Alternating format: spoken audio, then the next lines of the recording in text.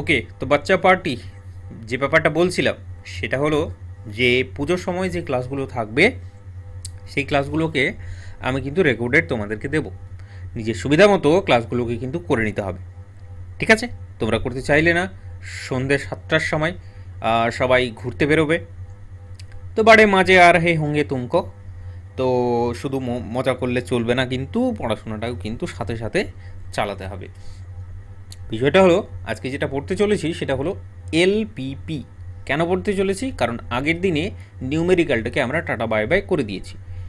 ওকে, তো তোমার এলপিপিটাকে শুরু করার আগে তোমাকে আগে বলে দিতে হবে আমাকে যে এলপিপিটা ঠিক কতটা কঠিন হতে চলেছে, কতটা সহজ হতে চলেছে, আছেটা কি, তাই তো? তো অ্যাকচুয়ালি তোমরা যেহেতু নিউমেরিক্যালটাকে শেষ করে ফেলেছো এতদিনে, সেই কারণে এলপিপিটা তোমার তেমন কিন্তু বিশেষ কঠিন লাগবে না। প্রথম চ্যাপ্টারটা যেটা আছে সেটা একটুখানি কনসেপচুয়াল, সেখানে একটুখানি থিওরিটাকে তোমাকে একটু জেনে নিতে হবে, তোমাকে পড়তে হবে। কিন্তু পরবর্তীতে যখন তোমরা পরবর্তী যে চ্যাপ্টারগুলো আছে সেগুলোকে পড়তে যাবে, সেখানে গিয়ে দেখবে যে পুরোপুরি ব্যাপারটা কিন্তু একদম জলখাবার, ঠিক আছে? পুরো জলের মতো কিচ্ছু নেই। কিছু কিছু নিয়ম আছে, কিছু কিছু রুলস আছে, সেই রুলসগুলোকে একটু জেনে নিয়েই তার রিগার্ডিং ক্যালকুলেশন চালাতে হবে, ব্যাস। তো ক্লাসগুলোকে খুব ভালো করে দেখতে হবে, প্রথম থেকে এই ক্লাসগুলোকে দেখবে, ছাড়া ছাড়া দেখবে না একদম, নইলে কিন্তু কেলেঙ্কারি হবে, একেবারে কয়লা কেলেঙ্কারি। আমি কিন্তু বারবার বলে দিচ্ছি, ঠিক আছে? নিউমেরিক্যালটাও ঠিক একই রকম বলেছি, প্রথম থেকে ক্লাসগুলো দেখতে হবে, নইলে কিন্তু পুরো নিউমেরিক্যালটা যেন জমের মতো ভারী হয়ে যাবে। তো আজকের জন্যে তোমার কোয়েশ্চেন হলো হোয়াট ইজ এলপিপি, ঠিক আছে? What is LPP? So this is the first question of this chapter বলতে পারো বা টপিকটারই বলতে পারো, হোয়াট ইজ এলপিপি। তো সহজ ভাষায় যদি বলি তোমাকে, তাহলে LPP is nothing but some kind of problem solving. কীরকম প্রবলেম সলভিং বলছে? সেখানে আমরা অপটিমাম ভ্যালু বের করব, তার মানে কি সেখানে হয়তো ম্যাক্সিমাম ভ্যালু বের করব বা মিনিমাম ভ্যালু বের করব। এবার তোমার মাথায় কোয়েশ্চেন হলো যে ম্যাক্সিমাম মিনিমাম, তো কিসের ম্যাক্সিমাম মিনিমাম? দেখো, সবথেকে ভালো এক্সাম্পল এলপিপির হয় এটাই যে ট্রান্সপোর্টেশনের ক্ষেত্রে কোনো একটা এক্সাম্পল যদি দেখায়। ট্রান্সপোর্টেশন বলে তো ওই যে এক জায়গার মাল অন্য জায়গায় পৌঁছে দেওয়া, সেটাকেই তো ট্রান্সপোর্টেশন বলে। তো ট্রান্সপোর্টেশনের মাধ্যমে আমরা ট্রান্সপোর্টেশনকে অ্যাকচুয়ালি খরচটাকে কমানোর জন্যে তুমি বলতে পারো এক জায়গা থেকে অন্য জায়গায় যেতে যতটা খরচ হয় সেই খরচটাকে কমানোর জন্যে আমরা এই এলপিপি প্রবলেমটাকে ব্যবহার করে থাকি। মূলত আমি বিশেষ মানে পার্টিকুলার একটা এক্সাম্পলের কথাই কিন্তু তোমাকে বলছি। ওকে, আরও সহজভাবে যদি বলি তাহলে ধরো তুমি এখন আছো কলকাতা, আমি বললাম কলকাতা থেকে দিল্লি যেতে টোটাল 5খানা রাস্তা আছে। ধরে নাও, ধরে নিলে কোনো ক্ষতি নেই, তোমার সম্পত্তির কোনো ক্ষয়ক্ষতি হবে না। তুমি ধরলে সেখানে কলকাতা থেকে দিল্লি যেতে 5খানা টোটাল রুট আছে, ঠিক আছে? 1 2 3 4 5। এইবার বিষয়টা হলো 5খানা রুট দিয়ে যখন তুমি কোনো একটা মালগাড়িকে তুমি যখন নিয়ে যাবে বা কোনো একটা লরিকে তুমি নিয়ে যাবে, সেটার একটা নিজস্ব খরচ আছে। তো যখন তুমি একটা শর্টকাট রোড দিয়েই যখন যাবে তখন তুমি দেখবে যে সেটার খরচটা কিন্তু অনেকটাই কম হচ্ছে, লজিস্টিক খরচ, যাতায়াতের খরচ। তো সেখানে তুমি সেই এলপিপিটাকে প্রয়োগ করে, এলপিপিটাকে ব্যবহার করে তুমি সেটার ট্রান্সপোর্টেশনের মিনিমাম ভ্যালুটাকে বের করতে পারবে। এছাড়া অন্য কি এক্সাম্পল দেওয়া যেতে পারে? ধরো কোনো একটা প্রোডাকশন কোম্পানি আছে, কোনো একটা কোম্পানি আছে, সেখানে কোনো প্রোডাক্ট একটা তৈরি হচ্ছে, এনিথিং ইট ক্যান বি, ঠিক আছে? হয়তো একটা চকলেট হতে পারে। তো চকলেট তৈরি হচ্ছে, তো কোম্পানি কি করবে? কোম্পানি ট্রাই করবে চকলেটটা যেন মিনিমাম ভ্যালুতে আমি যেন তৈরি করতে পারি, মিনিমাম টাকা খরচ করে আমি যেন চকলেটটাকে বানাতে পারি, আর সেটাকে বাজারে সেল করে যেন বেশি বেশি করে প্রফিট নিতে পারি। তো এক্ষেত্রেও কিন্তু সেখানে ওই এলপিপি প্রবলেমগুলো কিন্তু কাজে লাগে, ঠিক আছে? তো এই সমস্ত বেসিক এক্সাম্পল আছে। আর ধরো অ্যালোকেশন প্রবলেমের ক্ষেত্রেও হতে পারে। অ্যালোকেশন বলে তো ওই যে ধরো কোনো একটা ওই ইগুলো থাকে না, তোমার হলদিয়া বন্দর যেমন আছে, তো হলদিয়া বন্দরে কি হয়, সেখানে জাহাজ আসে, জাহাজ এসে কি হয়, সেখানে মালপত্র লোড করা হয় সেই জাহাজে। তো এমনভাবে মালপত্রটাকে লোড করব আমরা সেখানে যেন বেশি বেশি করে মাল যেন যায় কোনো একটা জাহাজে, ঠিক আছে? একটা জাহাজ আছে, সেই জাহাজে আমরা কি করছি, হ্যাঁ এই তো নৌকো হো গেয়া, এনিওয়ে তুমি বিশ্বাস করো এটা কিন্তু জাহাজ। তো জাহাজের মধ্যে আমরা চেষ্টা করব বেশি বেশি করে মালপত্র সাজিয়ে গুছিয়ে রাখার, সো দ্যাট কী হয় জাহাজটা যেন বেশি বেশি করে মালপত্র নিয়ে যেতে পারে। তো এই জন্য কী করতে হবে, সেখানে আমাদেরকে ম্যাক্সিমাম ভ্যালু বের করতে হবে এখান থেকে, ঠিক আছে। তো ম্যাক্সিমাম ট্রান্সপোর্টেশন প্রবলেমটা তখন সেখানে অ্যাকচুয়ালি কাজে লাগে, বা এলপিপি প্রবলেমটা কাজে লাগে। তাহলে বুঝতে পারলে ডিফারেন্ট কখন ম্যাক্সিমাম কখন মিনিমাম সেই ব্যাপারগুলো আমি মোটামুটি বোঝানোর চেষ্টা করলাম। আর কত এক্সাম্পল দেবো, এক্সাম্পল দিয়ে শেষ হয়ে মানে কি বলবো, শেষ হবে না, ঠিক আছে। তো আরও ডিফারেন্ট কাজে লাগতে পারে এই প্রবলেমগুলো। আমরা প্রবলেমগুলো পরপর পড়বো, চ্যাপ্টার আছে পার্টিকুলারলি, তো সেগুলো পরবর্তীতে ধীরে ধীরে কিন্তু জিনিসগুলোকে পড়বো আর ধীরে ধীরে এক্সাম্পলগুলোকে জানবো। এনিওয়ে বন্ধুগণ, জনগণ, তোমাদের কাছে আমি তাহলে হোয়াট ইজ এলপিপি সেই ব্যাপারটাকে একটুখানি হলেও একটু ঝাঁ চকচকে করতে পারলাম, তাই তো। তো এলপিপি যখন ঝাঁ চকচকে হলো, তাহলে পরবর্তী টপিকে ফিরে যাওয়া যাক। দেখো এলপিপিতে তোমাদের প্রিভিয়াস ইয়ারই দেখলাম আমি, মূলত প্রিভিয়াস ইয়ার দেখে সেখান থেকেই আমি ডিসাইড করলাম কোন কোন জিনিসগুলো তোমাদেরকে আমি কিন্তু পড়াবো, ঠিক আছে। অতিরিক্ত ডেপথে গিয়ে আমি একদমই পড়াবো না, কোনো দরকার নেই, কারণ অত অতিরিক্ত মানে অনার্সের মতো পড়ার কিন্তু কোনো দরকার নেই। আমি চেষ্টা করব এটি সহজ সরল একদম দেহাতি বাংলা ভাষায় আমি কিন্তু তোমাকে কন্টেন্টটা যেন দিতে পারি, ঠিক আছে। সুতরাং চেষ্টা করব সেটা যেন অনেকটাই ক্রিস্পি, মানে একটু ছোট আকারে আমি কন্টেন্টটাকে দিতে পারি, আর যেন ম্যাক্সিমাম অঙ্ক যেন করাতে পারি, কারণ অঙ্কই হলো আসল জিনিস যেটা তোমাকে পরীক্ষার খাতায় গিয়ে করতে হবে। থিওরির তেমন কোনো গুরুত্ব নেই, ঠিক আছে, সেগুলোকে ইগনোর করে এক্সামিনার যারা আছে। তো এনিওয়ে কিছু কিছু থিওরেমে আসে। তো পরবর্তীতে যে ব্যাপারটাকে বলবো সেটা বলবো ধরো ইউক্লিডিয়ান স্পেস, সেই ব্যাপারটাকে একটুখানি জেনে নাও, কারণ এটাকে আবার মাঝে মাঝে ইউজ করা হবে।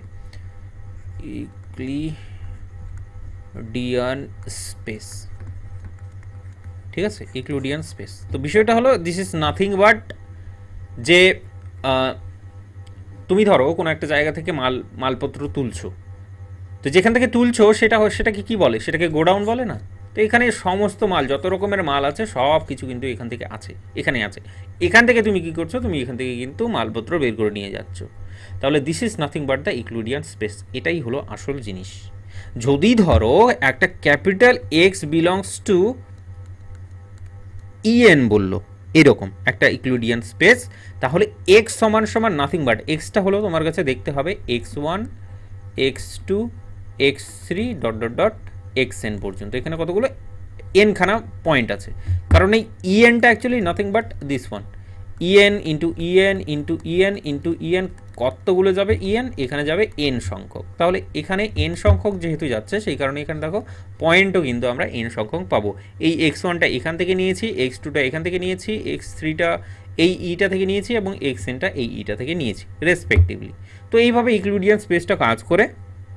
যদি বলে তোমাকে কেউ যে x1 x2, ঠিক আছে, এইটা একটা তোমার ভ্যালু, এখানে বিষয়টা হলো তোমাকে বলতে হবে this is belongs to E2 Euclidean space, ঠিক আছে, ওখানে বলবে। তো এই হলো মোটামুটি ইউক্লিডিয়ান স্পেস। E2 হতে পারে, 3 হতে পারে, এনের ভ্যালু যে কোনো ইচ্ছা, মানে যা ইচ্ছা সেটাই হতে পারে। তো এই হলো মোটামুটি ইউক্লিডিয়ান স্পেসটা তোমাকে ছোট্ট করে সহজ ভাষায় বলে দিলাম। তাহলে এরপরে তোমাকে বলবো যেটা, দাঁড়াও এক second, let me check, okay. আমরা কিছু বেসিক জিনিসপত্র দেখব, সেটা হলো যেমনটা স্ল্যাক ভেরিয়েবল আর surplus variable. What is slack variable, ঠিক আছে, আমাদের চ্যাপ্টার কিন্তু এখান থেকে কিন্তু শুরু হতে চলেছে। Slack variable, what is slack variable?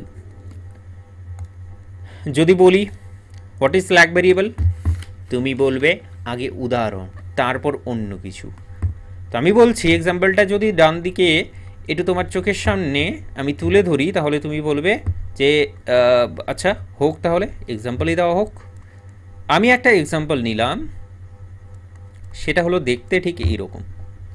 একটা এক্সাম্পলের ক্ষেত্রে তুমি একটা ইনইকুয়েশন দেখতে পাচ্ছ, এটা যেহেতু সমান সমান নয়, এটা যেহেতু লেস দেন ইকুয়াল টু এটা দেখতে পাচ্ছ, সেই কারণে এটাকে ইনইকুয়েশন বলা হয়, ইকুয়েশন বলা হয় না, ইন ইকুয়েশন, বোঝা গেল? তো এই ইনইকুয়েশনটা যখন আমরা ইকুয়েশনে কনভার্ট করব মানে সমান সমান দেব, দেখো 7টা বড় আর এই মালটা আছে, এই মালটা ছোট, তাহলে আমি বলছি এই ছোটো মালটার সাথে কিছু একটা ভেরিয়েবল যদি যোগ করে দিই তাহলে সমান সমান 7 বলতে পারি না? তুমি বলবে একদম, সে তো বলাই যেতে পারে। তাহলে তো যদি আমি এখানে এইভাবে একটা ভেরিয়েবল ইন্ট্রোডিউস করি 4x1 minus 3x2 plus 5x3, আর হলো তোমার কাছে ধরো একটা ভেরিয়েবল নিলাম x4, এটাকে এক্সট্রা নিয়েছি, কেন নিয়েছি? বিকজ অফ এটাকে সমান সমান করব বলে। তো এটা সমান সমান তোমার কাছে কিন্তু চলে আসলো 7। তাহলে স্ল্যাগ ভেরিয়েবল ব্যাপারটা নিয়ে একটুখানি হলেও আইডিয়া কি এসেছে যে এই যে x4টা এক্সট্রা মালটাকে আমরা তুলে নিলাম এখানে, তো এটাই হয়ে গেল তোমার কাছে স্ল্যাগ ভেরিয়েবল। আমি কি বোঝাতে পারলাম? This is nothing but the slug slug variable, তার মানে এসভি। ক্লিয়ার? তাহলে স্ল্যাগ ভেরিয়েবলটা নিয়ে আমাকে কি বলতে হবে? লিখাতে হবে নাকি? আবার লিখাতে গেলেই তো মুশকিল, কারণ এত এত লিখা কী করে বলবো? ইকুয়েশন এরকম বলবে, এরকম ধরো আছে যে হোয়েন, ছোট্ট করে লিখে নাও যে when less than equal to appears in an equation, then we introduce slack variable, slack slack variable। এইভাবে তোমার বোঝার জন্য আমি এটা ছোট্ট করে লিখে নিলাম, ঠিক আছে? আর এক্সাম্পলটা তো থাকলোই, সেটা তো রেফারেন্স তোমার আসল জিনিস। পরেরটা হচ্ছে তোমার জন্য, সেটা হলো সারপ্লাস ভেরিয়েবল। ক্লিয়ারভাবে একটু কষ্ট করে কিন্তু এই যে থিওরিগুলো আছে ছোট ছোট, সেগুলোকে দেখে নিতে হবে। সারপ্লাস ভেরিয়েবল, ঠিক আছে? Surplus variable. আরে নিউমেরিক্যাল পড়ে চলে এসছো তোমরা, আর কি চাই? সব পারবে, সব। নিউমেরিক্যাল নিয়ে কারো কোনো সমস্যা থাকলে আমাকে কিন্তু হোয়াটসঅ্যাপে কিন্তু অবশ্যই বলতে হবে, ঠিক আছে? দেখো তাহলে সারপ্লাস ভেরিয়েবল এই মালটাকে এক্সপ্লেন করার জন্যেও আমি কিন্তু একটা এক্সাম্পল তুলে নেব তোমার সামনে। ধরলাম 2x1 মাইনাস 3x2 আর ধরলাম প্লাস 5x3, এইরকম একটা এক্সাম্পল, তোমাদের বইয়েরই এক্সাম্পল নিচ্ছি। গ্রেটার ইকুয়ালস টু কিন্তু 5, ঠিক আছে? আগেরটা কি ছিল? Less equals to. এইটা কি? Greater equals two. তাহলে এই যে 5 আছে, এই 5টা কিন্তু এটার থেকে, এই পুরো ভ্যালুটার থেকে কিন্তু ছোট ভ্যালু।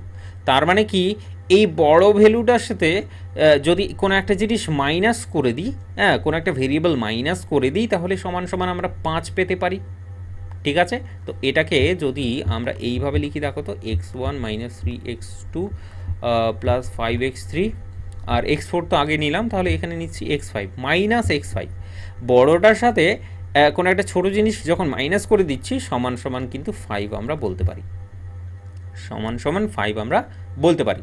তো এই ইনইকুয়েশন থেকে ইকুয়েশনে যখন আমরা কনভার্ট করলাম, সেখানে একটা নতুন ভেরিয়েবল কিন্তু ইন্ট্রোডিউস হয়ে গেল, ঠিক আছে?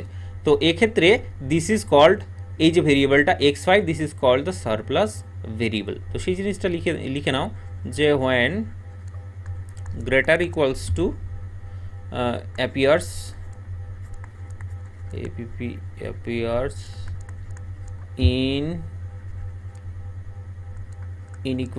in an inequation, then বলবে যে we introduce surplus variable, ঠিক আছে? হেয়ার তুমি দেখতে পাচ্ছ, ঠিক আছে? হেয়ার বলবে যে এই যে x5 যেটা আছে, x5 is the surplus variable, ঠিক আছে? তো এটা হলো তোমার কাছে কিন্তু সারপ্লাস ভেরিয়েবল। ব্যাপারটা ক্রিস্টাল ক্লিয়ার, একদম ঝাঁ চকচকে আশা করছি।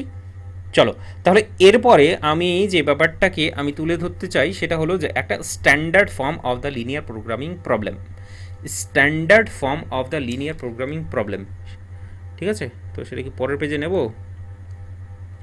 अब ये तो मेरे को চলো এখানেই নিয়ে নিই, পেজ নষ্ট করে লাভ আছে? একদমই নয়। Standard, STAND, standard form of a linear programming problem. Standard form কি? লিনিয়ার প্রোগ্রামিং প্রবলেম তো এতক্ষণ ধরে শুনে যাচ্ছি, ঠিক আছে, কান ঝালাপালা হয়ে গেল।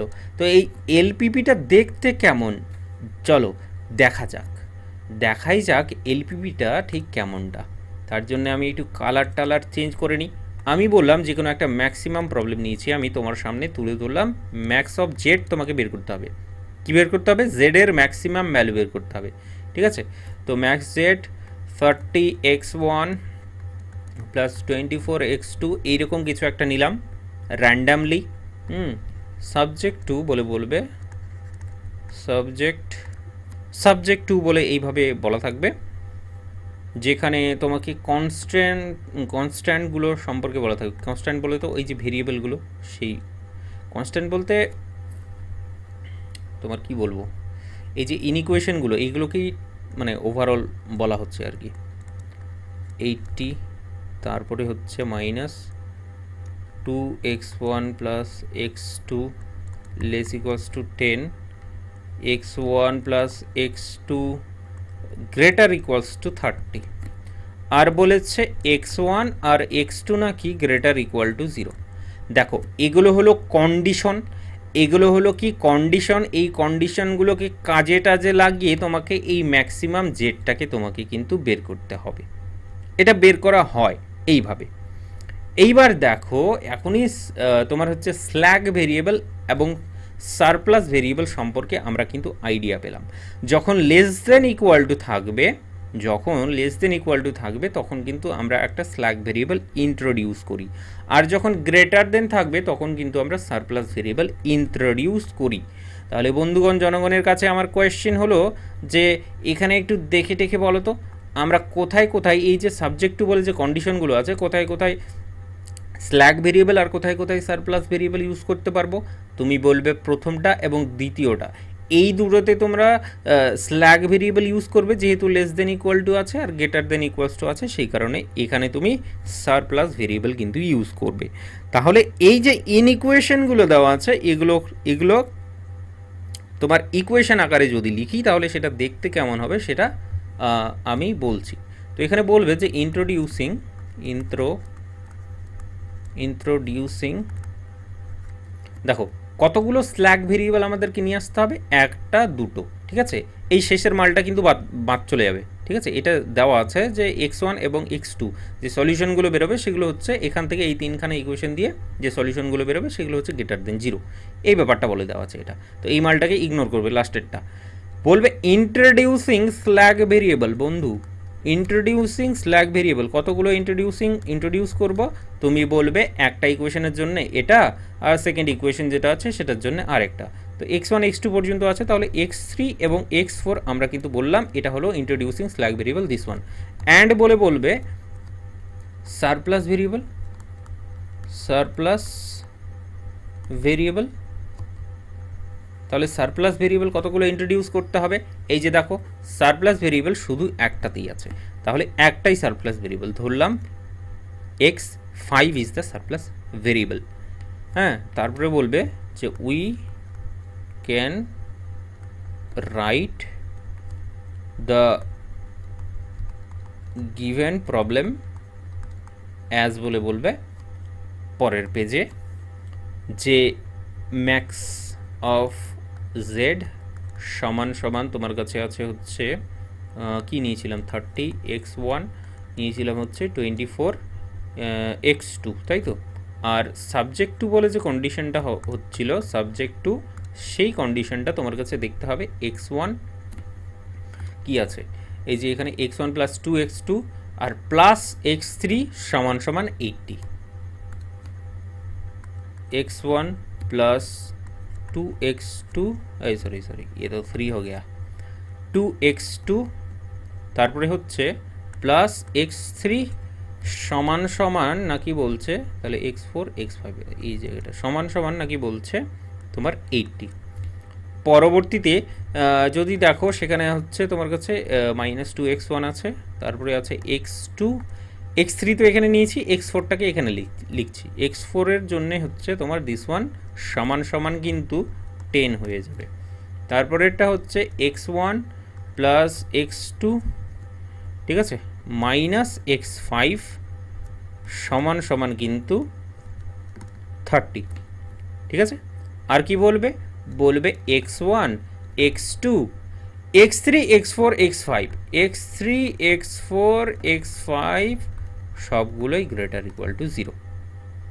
আমি কি বোঝাতে পারলাম ব্যাপারটা কীরকম আসলো? এইবার এই যে তোমার হচ্ছে যে ইনইকুয়েশনগুলোকে, এই যে ইনইকুয়েশনগুলো, এগুলোকে তুমি সাজিয়ে গুছিয়ে নিলে আর সেটাকে এইভাবে ইকুয়েশন আকারে কিন্তু লিখলে, তাহলে এটাকে কিন্তু ম্যাট্রিক্স রিপ্রেজেন্টেশন আকারে কিন্তু লেখা যায়, ঠিক আছে। এটাকে ম্যাট্রিক্স রিপ্রেজেন্টেশন আকারে লেখা যায়। এবার কেমন করে ম্যাট্রিক্স রিপ্রেজেন্টেশন আকারে লেখা যায়, বলবে হচ্ছে যে it can be written as matrix form, matrix form as বলে বলবে যে ম্যাক্স অফ, তুমি এটাকে যেমন আছে তেমনটাই লিখতে পারো, কোনো অসুবিধা নেই। এটাকে বেকার 24x2 আর সাবজেক্ট টু বলে বলবে, সাবজেক্ট টু বলে যে জিনিসটা পড়েছিল তোমার কাছে এটাকে ম্যাট্রিক্স আকারে লিখতে পারবে। এবার বিষয়টা হলো এটাকে আমরা ম্যাট্রিক্স আকারে লিখতে পারি ক্যাপিটাল এ এক্স সমান সমান আমি বললাম বি, আর X capital X is greater equal to আমি 0 বললাম। এবার তোমার মনে ইতিমধ্যে কোয়েশ্চেন চলে এসছে what about A, what about X, what about B. আমি যদি বলি হোয়ার বলে হোয়ার হোয়াট ইজ তোমার A, what is A, A is nothing but the matrix. কোন ম্যাট্রিক্স? দেখো এখান থেকে ম্যাট্রিক্সটা পাবো, x1 এর কোএফিসিয়েন্ট, x2 এর কোএফিসিয়েন্ট, x3 এর কোএফিসিয়েন্ট পড়ে থাকলো তোমার কাছে এখানে 1 2 1, x4 এবং x5 সেটা নেই, সেই জন্যে 0 এবং 0।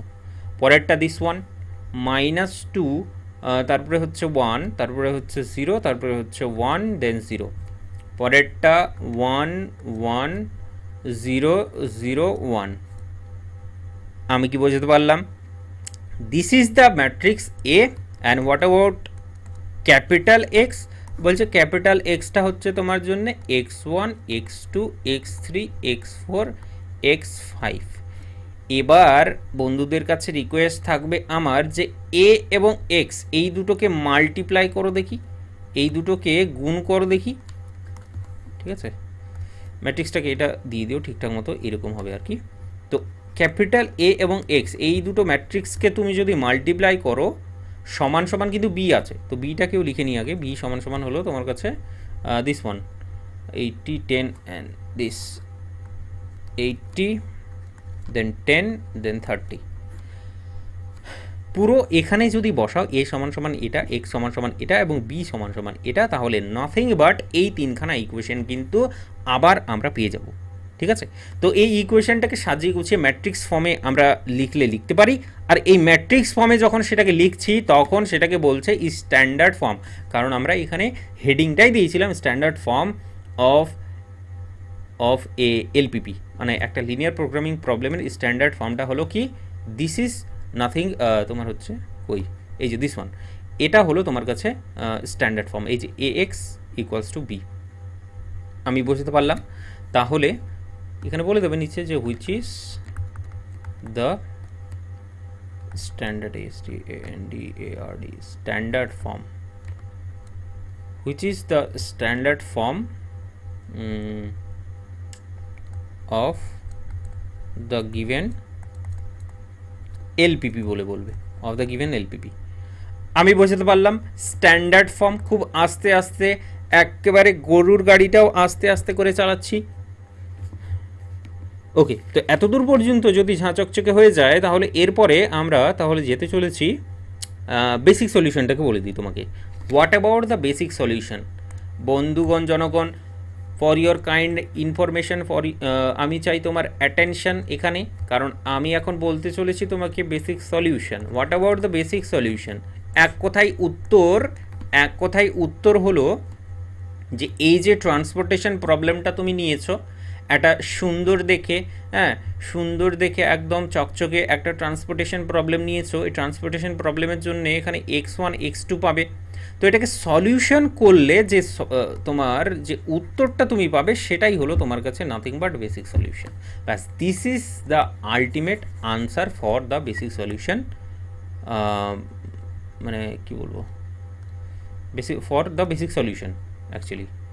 ঠিক আছে, তো ট্রান্সপোর্টেশন কেন বলছি, এই যে এলপিপি প্রবলেমটা আছে, এলপিপি প্রবলেমটাকে সলিউশন করাটাই হলো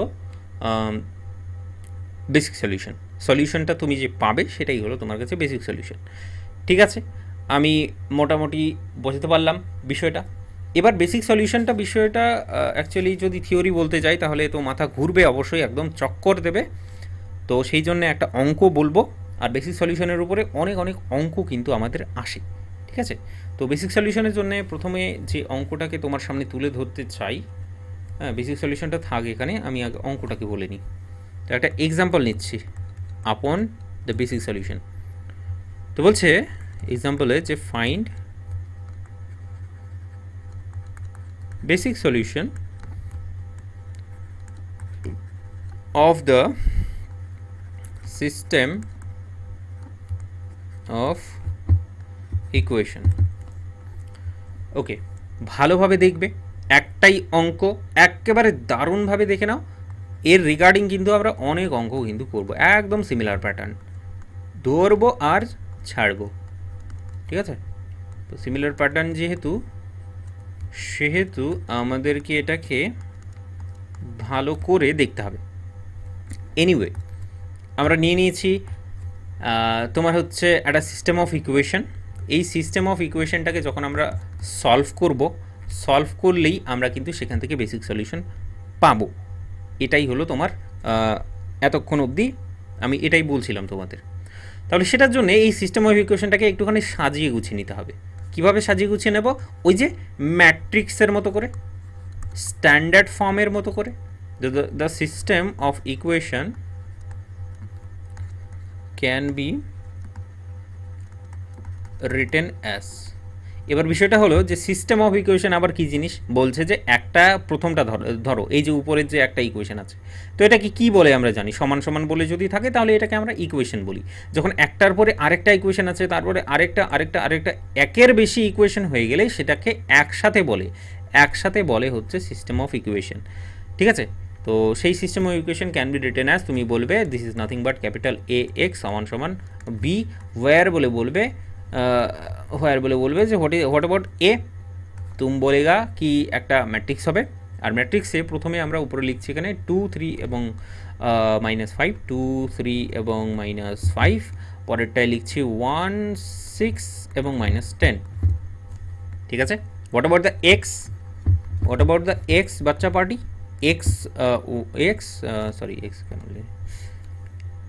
what about the capital X Y Z.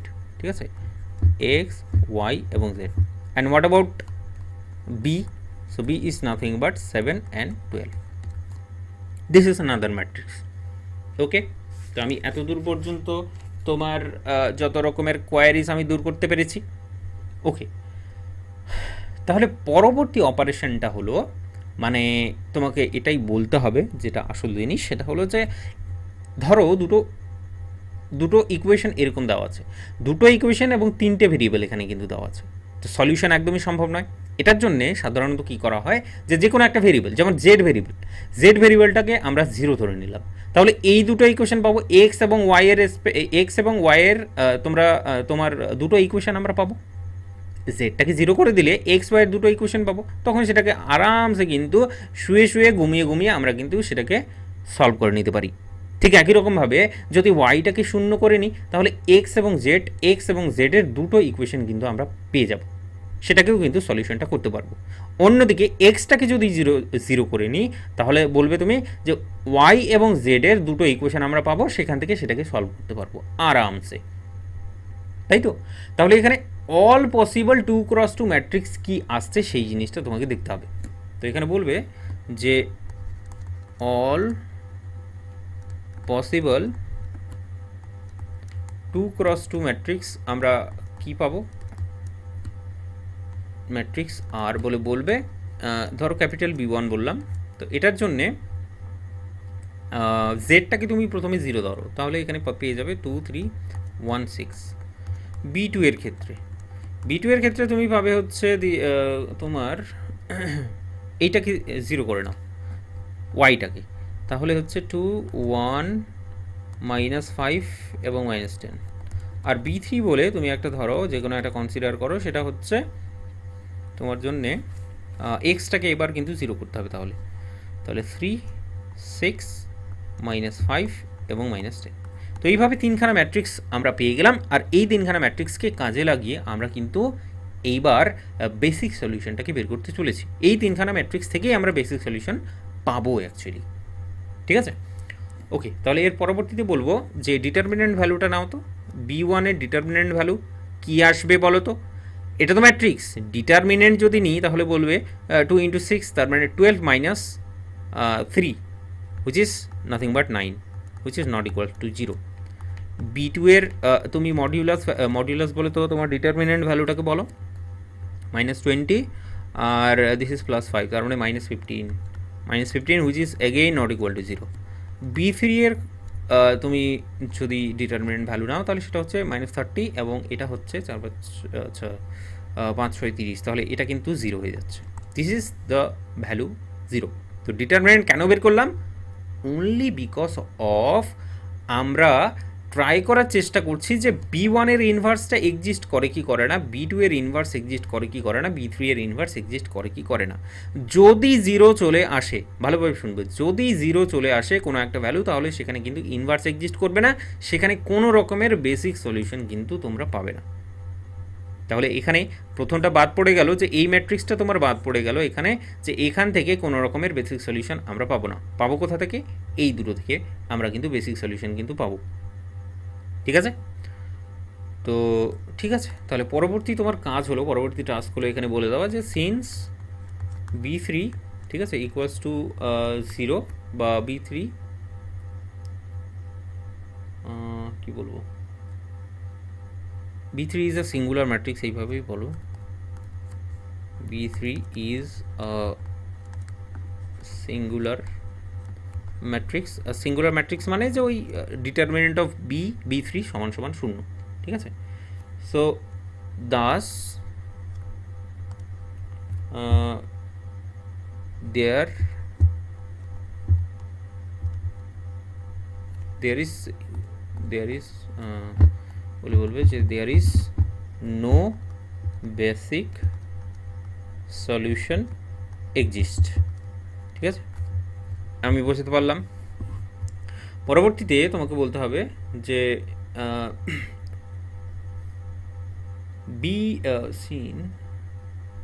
Since বলে বলো, since B1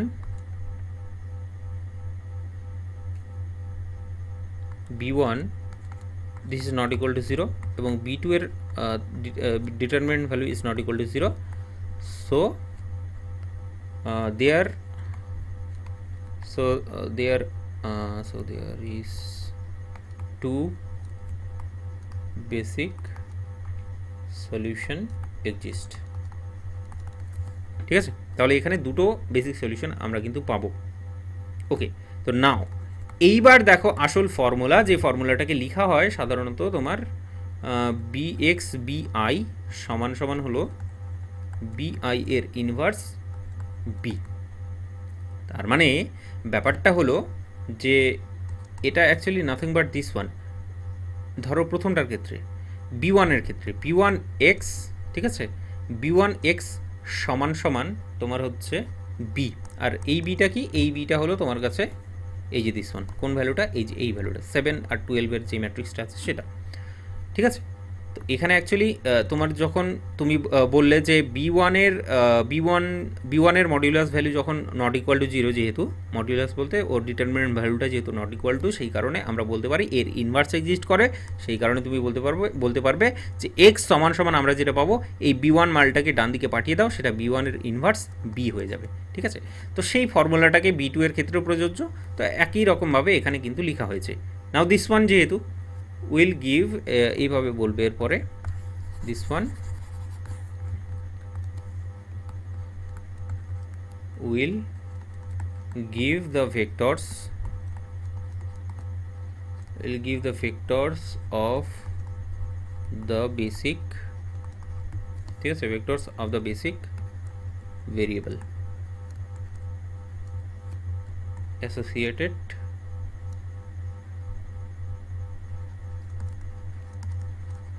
associated with each bi, ঠিক আছে। ওকে, তো যেটা বলছি অ্যাকচুয়ালি সেটাকেই ভাষা হিসেবে আমি সেখানে কিন্তু লিখলাম। ওকে, তাহলে এক্স বি ওয়ান ব্যাপারটাকে বের করা যাক। তাহলে বি ওয়ান এর ইনভার্স, তুমি বলবে বি ওয়ানের ইনভার্স ইন্টু বি হবে, এটা উত্তর।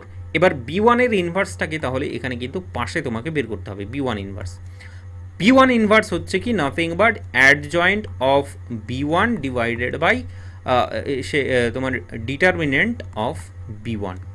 আমরা এটা কিন্তু ছোটোবেলা থেকে দেখে আসছি, 11-12 গিয়ে কিন্তু দেখে নিতে পারো এই ফর্মুলাটা। তো প্রথম কথা হলো বি ওয়ানটা কি, বি ওয়ানের অ্যাডজয়েন্টটাকে বের করতে হবে, 2316, তাই তো। পাশে এখানে লিখে নিই বি ওয়ান, সরি এখানে লিখে নিই বি ওয়ান সমান সমান 2316, তাই তো, 2316, ঠিক আছে। তো এমনটা যদি হয় তাহলে অ্যাডজয়েন্ট অফ বি ওয়ান কি, অ্যাডজয়েন্ট অফ বি ওয়ান তাহলে কী হবে, অ্যাডজয়েন্ট অফ বি ওয়ান হচ্ছে তোমার জন্যে যে অ্যাডজয়েন্ট বের করতে জানো তো না, সেটাও আবার প্রবলেম। দেখো বিষয়টা হলো অ্যাডজয়েন্ট যদি বের করতে হয় তাহলে এইটাকে এবং এইটাকে, হ্যাঁ, 2 এর জায়গায় আমি অ্যাডজয়েন্টটাকে বের করছি, তো এইটাকে এবং এই রো এবং এই কলামকে আমরা কিন্তু ব্লক করে দিলাম, বাকি পড়ে থাকলো 6। আর প্রথম যেটা পজিশন হয় সেটা হয় তোমার কাছে প্লাস পজিশন, সেটা লিখলাম। পরবর্তী দিস ওয়ান, এই পজিশনটা ডেফিনেটলি তাহলে নেগেটিভ হচ্ছে, নেগেটিভ এই কলামটা এবং এই রোটাকে ব্লক করলাম, পড়ে থাকছে তোমার 1। তাহলে পজিশনের জন্য আমরা পাচ্ছি মাইনাস, আর এখানে পাচ্ছি 1, ঠিক আছে, এটা খুব সহজ। পরবর্তী দিস ওয়ান এবং দিস ওয়ান, তো এই পজিশনে কি হয়, মাইনাস থেকে শুরু হয়, মাইনাস প্লাস মাইনাস হয়।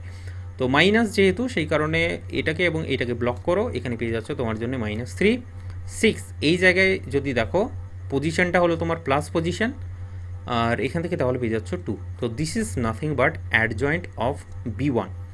আর তুমি আমায় বলো যে ডিটারমিনেন্ট অফ বি ওয়ান কী পেয়েছো, ডিটারমিনেন্ট অফ বি ওয়ান তুমি কিন্তু পেয়েছো 9। তাহলে উত্তর পেয়ে যাচ্ছে 1/9। আর অ্যাডজয়েন্ট কিন্তু সবসময় একটা ম্যাট্রিক্স, তো ম্যাট্রিক্স যদি হয় সেটা হচ্ছে তোমার 6 -1 -3 এবং 2। তো এটা হয়ে গেল তোমার জন্য X B one. So this is nothing but তোমার কি বলবো এটাকে, আচ্ছা বিটাকেও লিখতে হবে, তো সরি বিটাকেও লিখতে হবে, এখান থেকে বেসিক সলিউশনটা পেয়ে যাবো আর কি, 7 এবং 12, তাই তো, 7 এবং 12। এটাকে অ্যাকচুয়ালি একটু সিম্পলিফাই করতে হবে, টিম্পলিফাই করে আমরা কিন্তু আলটিমেটলি কী পাবো বলো, আমরা কিন্তু বেসিক সলিউশন কিন্তু পেয়ে যাব, ঠিক আছে। তো এই ম্যাট্রিক্সের গুণটাকে করতে হবে এনি হাউ সাম হাউ, কষ্ট করে। তাহলে this one, this rho and this column প্রথমে, তো 6 7 42 -12, দ্যাট মিনস 30। দিস ইজ হচ্ছে -21, আর এটা হচ্ছে 24, তাই তো। अब ये क्या बला है, আমার মনে হচ্ছে একটা জিনিস ভুল টুল হয়েছে, দাঁড়াও তো, 2316, তাই তো। তাহলে এই 3টা এখানে হবে, 1টা এখানে হবে, 3টা এখানে হবে, 1টা এখানে হবে। আচ্ছা ঠিকই আছে মনে হয়, আমি ঠিকঠাকই করেছি। Okay, next one, this one, this is 3 7 21 এবং দিস ইজ 24, তার মানে 1 পেয়ে যাচ্ছি, তাই তো। ওভারঅল ব্যাপারটা আমাদের কাছে উঠে আসলো যে 1/9, তার মানে যদি একটুখানি ভেঙে লিখে টিকে দেখাই, সেটা হচ্ছে 30/9 এবং 1/9, ঠিক আছে। এক্স বি টু, তাহলে বি টু এর ইনভার্স ইন্টু বি, তাহলে এইবার কিন্তু ডাইরেক্ট কিন্তু লিখতে পারি। বি টু হচ্ছে তোমার 1/15 -1/15, তাহলে তোমার জন্য -1/15 হয়ে গেল। এই বি টু এর ইনভার্স যেটা, সেটাকে আগে বের করতে হবে। আর অ্যাডজয়েন্ট বি টু কী বেরোবে যদি দেখি, 2 - 5 1 -10, 2 - 5 1 -10, তাহলে অ্যাডজয়েন্টের ক্ষেত্রে এখানে তুমি পেয়ে যাবে -10, আর এই জায়গায় পাচ্ছ তুমি মাইনাস, তাহলে -1 পেয়ে যাবে। এই পজিশনের জন্য পাবে হচ্ছে মাইনাস, তাহলে +5 তো +5, আর এই পজিশনে তুমি পেয়ে যাচ্ছ হচ্ছে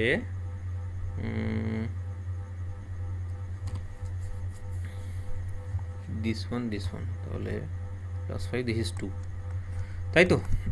ওকে, তাহলে এখান থেকে আচ্ছা আবার 7 এবং 12 এটাকেও তো নিতে হবে। এবার একটু ক্যালকুলেশন করো এখান থেকে সহজভাবে। যদি সহজভাবে করি তাহলে এটা দেখতে পাবে তুমি -70 আর দিস ইজ -12, তাহলে ওভারঅল -70 আর -12 মানে -82। ওকে, দিস 535 এবং তোমার 24, 35 আর 24 59, ঠিক আছে। তো এরকম একটা ভয়ানক রূপ পেলাম। আর ওভারঅল যদি এটাকে দেখি তাহলে সেটা হচ্ছে 82/15 আর হচ্ছে -59/15, তো এরকম কিছু একটা পাচ্ছি আর কি। আর এখান থেকে যদি বলি যে বেসিক সলিউশনটা কি হবে, হেন্স বলে বলবে, হেন্স দ্য বেসিক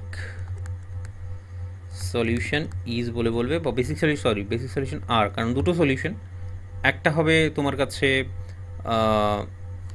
30/9 1/9, আর এক্ষেত্রে দেখো একটা জিনিস লক্ষ্য করবে, যখন সলিউশনটাকে বলবে তখন কিন্তু এক্স ওয়াই এবং জেড এর আকারে বলবে, কারণ এখানে তিনখানা ভেরিয়েবল আছে, এক্স ওয়াই এবং জেড। তুমি বি1টা কী করে নিয়েছিলে, বি1 ম্যাট্রিক্সটাকে নিয়েছিলে, তুমি জেডটাকে 0 বলেছিলে, তখন জেডটাকে 0 বলেছিলে, তো সেই জন্যে এখানে আমরা কিন্তু বি1টাকে পেয়েছিলাম। আর বি2টার ক্ষেত্রে আমরা কিন্তু কী করেছিলাম, ওয়াইটাকে কিন্তু আমরা 0 করেছিলাম, তো সেই জন্যে প্রথমটার ক্ষেত্রে আমাদেরকে যখন উত্তরটা আমরা যখন লিখব, ঠিক আছে, উত্তরটা যখন আমরা লিখব এখানে, তখন সেটা লিখব কীভাবে, 30/9, 1/9, কিন্তু হবে 0, এই যে জেড এর কোএফিসিয়েন্ট এটা, অ্যান্ড বলে বলবে দিস ওয়ান 82/15, এক্ষেত্রে তো ওয়াইটাকে 0 নিয়েছিলাম, তো দিস ওয়ান, তাহলে -59/15। Okay, so this are the basic solution, আর এটার রুলস রেগুলেশনটা হলো তোমার কাছে এটা, ঠিক আছে। তো কি করলাম, বেসিক রুলটা হলো তোমার কাছে যে এখানে যে কোনো একটা ভেরিয়েবলকে তোমাকে এখানে 0 বলে ধরে নিতে হবে। যদি 0 বলে ধরে নাও তাহলে সেখান থেকে আমরা ম্যাট্রিক্স পাচ্ছিলাম, তিনখানা পসিবল ম্যাট্রিক্স আমরা এখানে পেয়েছি, সেই ম্যাট্রিক্সটাকে সলিউশন করে আমরা কিন্তু দেখলাম যে বেসিক সলিউশন এখানে কতগুলো আছে আর কি আছে সেটাও কিন্তু আমরা বের করে দেখিয়ে দিলাম, ঠিক আছে। ওকে, তো বেসিক সলিউশন যখন বললাম, এবার তাহলে থিওরিটাকেও একটুখানি বলতে হবে আমাকে। থিওরিটাকে যদি বলি, থিওরিটা বলতেই ভয় লাগছে আমার, क्या करे, बोलना तो पड़ेगा। দেখো বেসিক সলিউশনে তুমি বলবে যে কনসিডার, ঠিক আছে, কনসিডার, চাপ নেই, কোনো পরীক্ষায় আসবে না, অঙ্কটা পারলেই হলো, set of M linear simultaneous equation of n, হ্যাঁ এনটা হলো তোমার গ্রেটার দেন m ভেরিয়েবলস,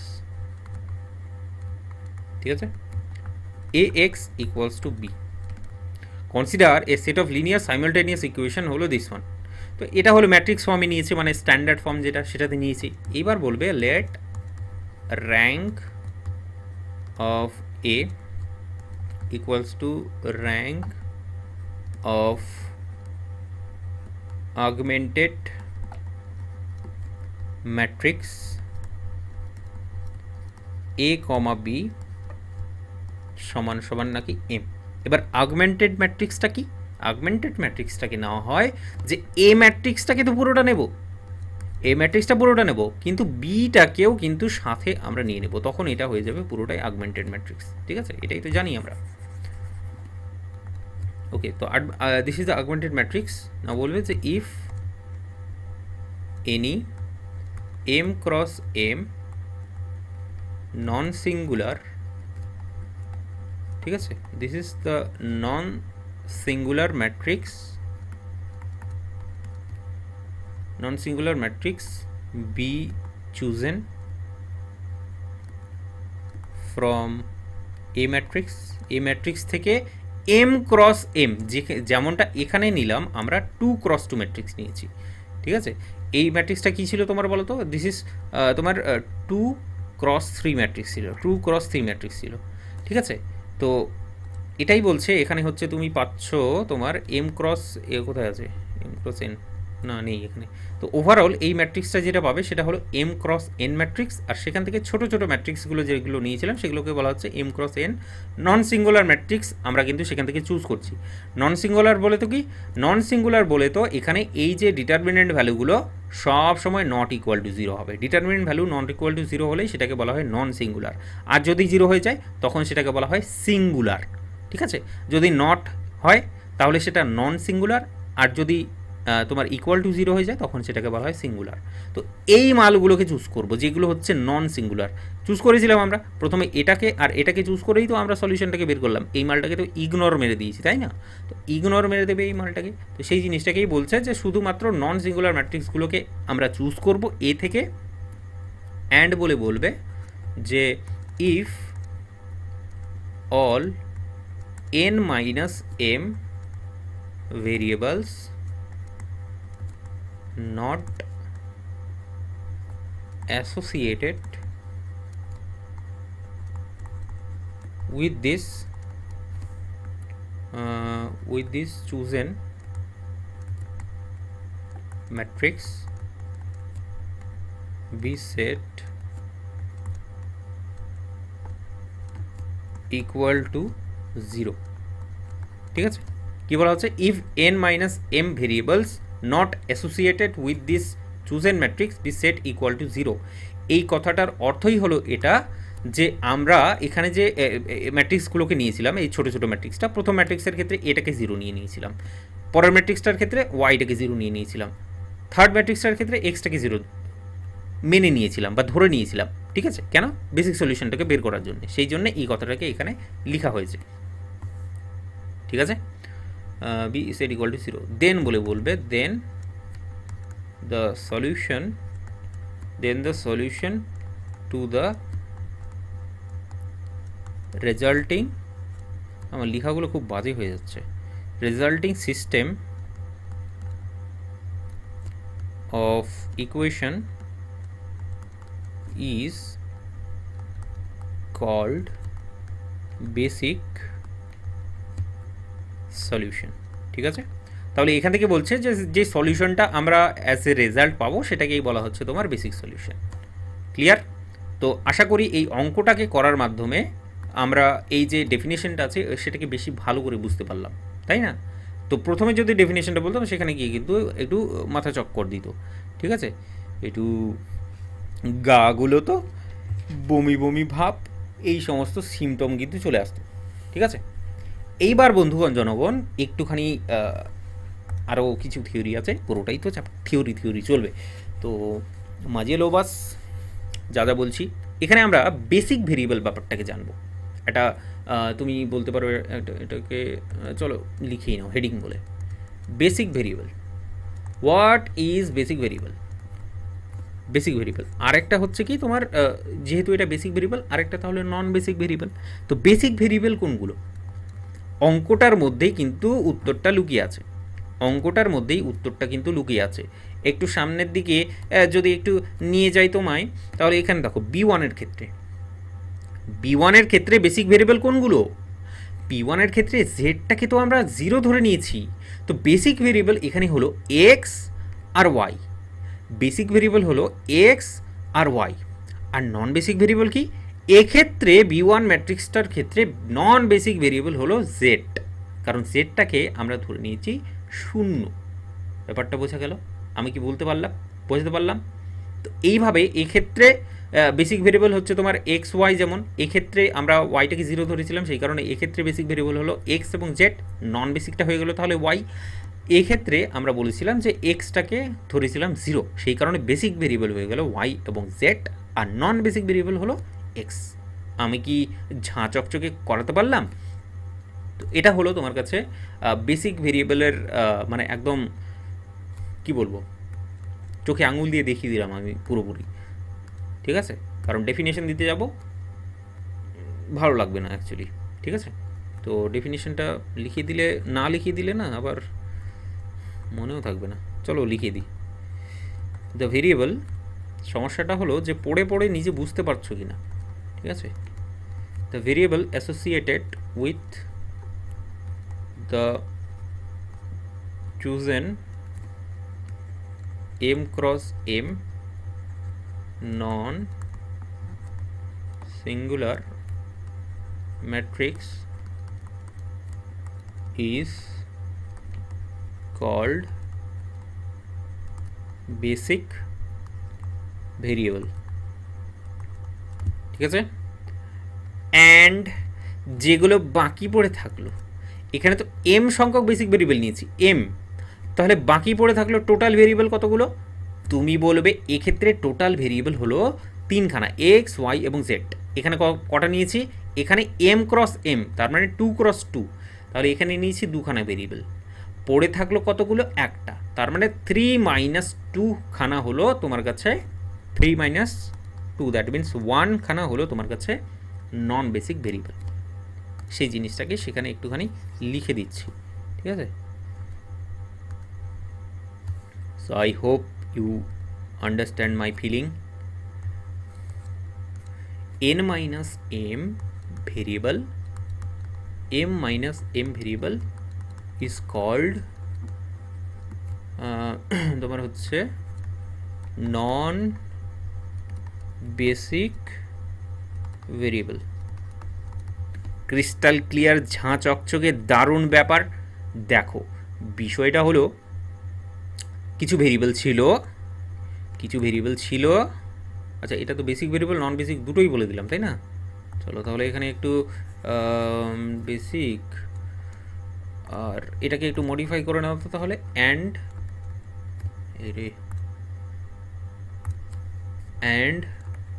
নন বেসিক ভেরিয়েবল বলেও লিখে নিও, ঠিক আছে? মানে দুটোই বলে দিলাম একসাথে, সেই কারণে। তো এনিওয়ে, এরপরে যেটা বলার আছে সেটা হলো তোমার কাছে যে তোমার কাছে কিছু ভেরিয়েবল ছিল, very good, X Y Z, 3খানা ভেরিয়েবল ছিল এক্স ওয়াই জেড। তুমি বললে এখান থেকে একটা চলে আসলো তোমার বেসিক ভেরিয়েবল, আর একটা হলো তোমার নন বেসিক ভেরিয়েবল, ঠিক আছে? বেসিক ভেরিয়েবলের ক্ষেত্রে যদি প্রথম বি1 ম্যাট্রিক্সটার ক্ষেত্রে, ছোট ম্যাট্রিক্সটার ক্ষেত্রে দেখতাম সেটা ছিল এক্স এবং ওয়াই, নন বেসিকটা তখন সে হচ্ছিল তোমার কাছে জেড। এইবার বলছে বন্ধুগণ জনগণ যে বেসিক থেকেও একটা হচ্ছে তোমার তোমার ডিজেনারেট হতে পারে, আরেকটা হতে পারে নন ডিজেনারেট, ঠিক আছে? খুব কষ্ট হচ্ছে স্পেলিংটা লিখতে।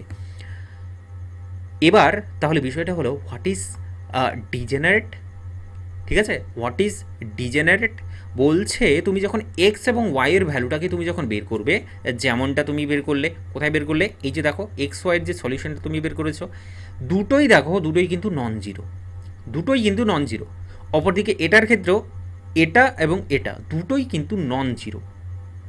যদি নন জিরো হয়, হ্যাঁ, ভেরিয়েবল, দাঁড়াও এক সেকেন্ড, ওকে ঠিকই বলছিলাম, আমি আবার কনফিউজ হয়ে গেছি। তো এনিওয়ে, এটাও হচ্ছে তোমার নন জিরো, এটাও হচ্ছে তোমার কাছে নন জিরো, ঠিক আছে? জেডটাকে তো জিরো ধরেছিলাম, সেই কারণে এটা জিরো। পরবর্তীতে দেখো এখানে কিন্তু এসে দেখছো যে ওয়াই এর ক্ষেত্রটা আমি জিরো ধরেছিলাম, ওয়াই ভেরিয়েবলটাকে, তখন আমরা এক্স এবং জেড এর ভ্যালু পেয়েছি, সেই জন্য। তো এটাও নন জিরো, এটাও নন জিরো। যদি নন জিরো হয় তখন সেটাকে বলা হয় কি? ডিজেনারেট। ডিজেনারেট তুমি বলতে পারো ডিজেনারেট বেসিক ভেরিয়েবল এইভাবে, ঠিক আছে। আর তাহলে যদি দেখা যায় যে ধরো এটা এবং এটা আসলো, ধরো এটাও কিন্তু জিরো চলে আসলো, উত্তর বের করতে গিয়ে দেখলাম এটা জিরো চলে আসলো, এই দুটোর মধ্যে যে কোনো একটা জিরো চলে আসলো বা দুটোই জিরো চলে আসলো, তখন সেটাকে বলা হবে নন ডিজেনারেট। ব্যাপারটা বোঝা গেল? তো ডিজেনারেটের উল্টোটাই হলো নন ডিজেনারেট। তো সেই জিনিসটাকেও একটুখানি আমরা তাহলে একটু ঝাঁচকচকেভাবে লিখে নিই, ঠিক আছে। তানিক রুকো আমার জন্যে। তো degenerate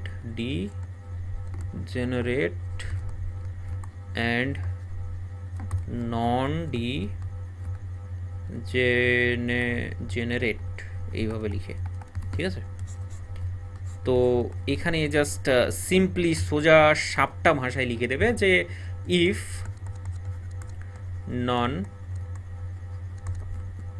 none of the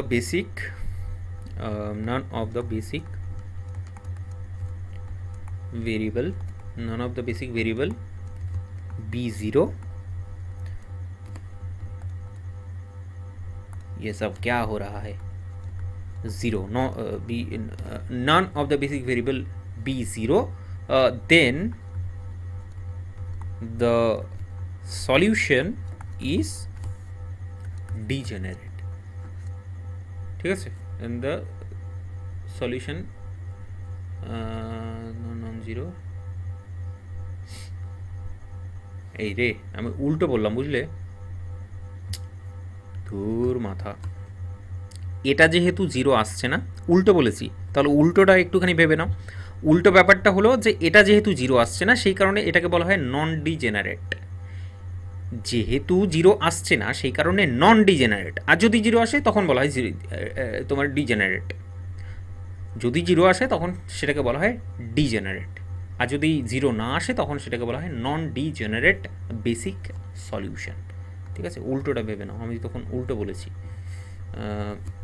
b0 then the solution is non degenerate, ঠিক আছে, non degenerate if any of the basic variable b0, যে কোনো একটা যদি জিরো হয়ে যায় সলিউশন, দেন ঠিক আছে, দেন দ্য সলিউশন ইজ কল্ড বলে বলবে, ইজ কল্ড, ঠিক আছে, এটাও কল্ড বলে দিও তো, কল্ড ইজ কল্ড ডিজেনারেট,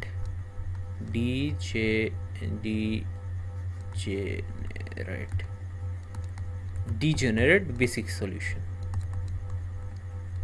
ঠিক আছে। This is non degenerate basic solution, ঠিক আছে। সো দিস ইজ ডিজেনারেট এবং নন ডিজেনারেট। ওকে, তো আশা করছি বোঝাতে পারলাম, অনেক কষ্ট করে প্রথমে ভুল বলে দিয়েছিলাম, তো চেক করে নিও জিনিসটা, ঠিক আছে।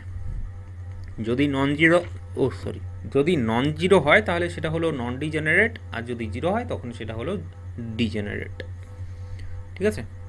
এবার বেসিক ফিজিবল সলিউশনটাকে বলে দিই, তার আগে বলতে হবে ফিজিবল সলিউশন, তাই তো। ফিজিবল সলিউশন ব্যাপারটাকে বলে দিই।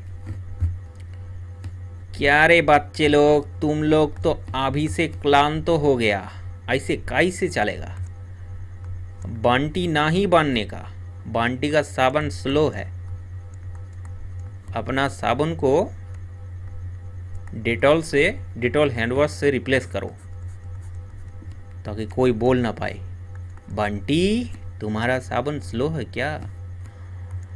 ফিজিবল সলিউশন, বন্ধুগণ জনগণ একটু কনসেন্ট্রেট দিও। ফিজিবল সলিউশনটা কী জিনিস বলছে, যখন নাকি এই সলিউশনটা বেরোলো তখন বলছে যে দেখো তো এখানে কি কোনো ভ্যালু আছে যেটা নেগেটিভ ভ্যালু, এখানে কোনো ভ্যালু আছে কি যেটা নেগেটিভ ভ্যালু। তুমি বলছো না এখানে কোনো নেগেটিভ ভ্যালু নেই, পরেরটাই দেখো দেখি, তুমি বলবে এখানে একটা নেগেটিভ ভ্যালু আছে। তার মানে এখানে বলা হচ্ছে ফিজিবল সলিউশনটা হলো ওই সলিউশনটা যেটা সব সময় কিন্তু তোমার কি হবে বলো তো, সেটা হলো সব সময় বলতে পারো নন নেগেটিভ বললে ভালো হবে, কারণ এখানে জিরো আছে, তো জিরোটাও হয়, জিরোটাকেও স্যাটিসফাই করে। এক কথায় বলতে পারো যদি নেগেটিভ না থাকে, হ্যাঁ, নন নেগেটিভ ভ্যালু যদি থাকে, হয়তো জিরো থাকতে পারে বা জিরোর বেশি থাকতে পারে, তাহলে সেটাকে বলা হচ্ছে ফিজিবল সলিউশন। তাহলে এটাকে কি ফিজিবল সলিউশন বলা হবে? তুমি বলছো যে এখানে জিরো আছে, কোনো প্রবলেম নেই, কিন্তু এখানে দেখা যাচ্ছে একটা তোমার নেগেটিভ ভ্যালু আছে, আর যেহেতু নেগেটিভ ভ্যালু আছে সেই কারণে this is nothing but this is definitely not a feasible solution. ঠিক আছে, তাহলে এটা হলো ফিজিবল সলিউশন, এটা হলো নট আ ফিজিবল সলিউশন। তাহলে আরেকটা জিনিস যদি অ্যাড করি, এখানে দেখো এটা হলো একটা বেসিক সলিউশন, এখানে বলে দিয়েছে এটা একটা বেসিক সলিউশন। আর যদি এখানে এডিশনালি আমি যদি বলি যে বেসিক, তো থাকবেই থাকবে basic feasible solution, basic feasible solution. তো ফিজিবল ওয়ার্ডটাকেও যদি অ্যাড করে দিই, তাহলে বলতো এখানে উত্তরটা কি আসবে? তুমি বলবে যে এই মালটাকে তাহলে আমি অ্যাভয়েড করব, ইগনোর করব, শুধু এই মালটাকে তুলে নেব। তাহলে বেসিক ফিজিবল সলিউশন হচ্ছে তোমার জন্যে দিস ওয়ান। আশা করছি দেখা যাচ্ছে। তো আমি প্রথমটাকে নিচ্ছি বিকজ অফ এখানে কোনো ভ্যালু নেই যেটা হলো নেগেটিভ। ঠিক আছে, নন নেগেটিভ ভ্যালু সবগুলোই আছে, সেই কারণে আমরা এটাকে বলছি বেসিক ফিজিবল সলিউশন। আমি বুঝতে পারলাম। দেখো তাহলে যদি বুঝতে পেরে যাও তাহলে কাজ হয়ে গেছে আমাদের আর কোনো কমপ্লিকেটেড জিনিস নেই। প্রথমে আমরা ফিজিবল সলিউশনটাকে জানলাম, এরপরে বেসিক ফিজিবল সলিউশনটাকে জানবো। তো এটা ডেফিনিশনটা যদি পার্টিকুলারলি বলে দিই যে এ সলিউশন, ঠিক আছে, একটা সলিউশন আছে of a linear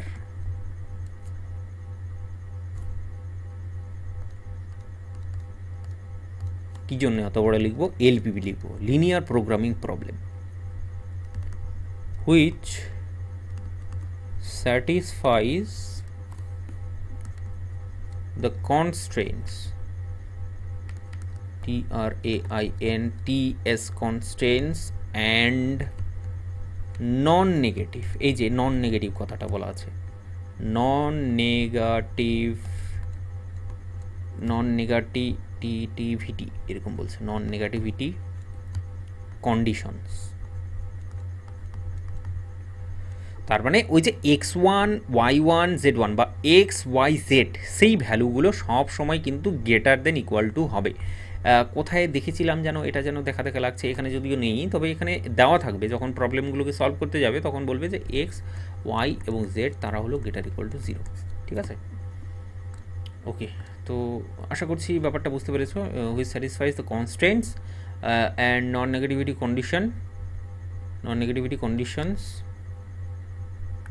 is called, তাকে বলা হয় ফিজিবল সলিউশন। ঠিক আছে, তো মালটাকে লিখে রাখো नाम का वास्ते। काम तो हम लोग पहले ही कर लिए, हम लोग तो पहले ही समझ लिए, है कि नहीं বাচ্চা লোক? তো বেসিক ফিজিবল সলিউশনটা তাহলে কি, সেই জিনিসটাও ওই যে ব্যাপারটা একই হলো। তোমাদের বলবে পরীক্ষায় যখন কোশ্চিন আসবে তখন বলবে যে বেসিক ফিজিবল সলিউশনটা কি। তো বেসিক ফিজিবল সলিউশনটাকে শেষে তোমাকে ডিভাইড করে নিতে হবে যে কোনটা তোমার হচ্ছে বেসিক এবং ফিজিবল এই দুটোকে স্যাটিসফাই করছে, কোন সলিউশনটা। ঠিক আছে, ওকে। তো এটারও ডেফিনেশনটা তো না লিখলে না হোক। In linear programming problem a solution, একটা সলিউশন আছে which is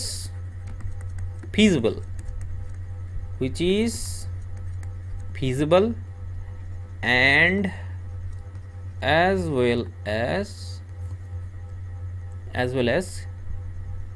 basic.